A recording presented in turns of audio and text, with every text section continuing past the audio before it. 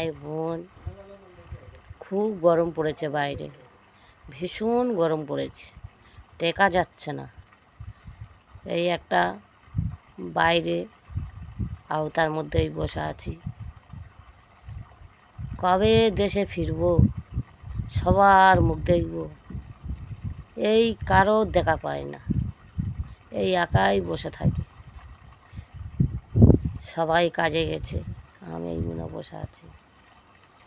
গরমে একদম থাকতে পারছি না, খুব কষ্ট হচ্ছে।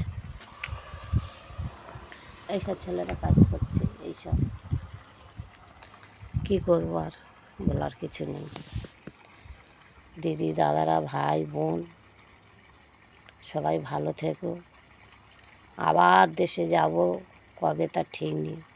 দেশে নিশ্চয়ই গেলে বলবো আমি বাড়ি যে ফিরছি। আর এই রাখছি।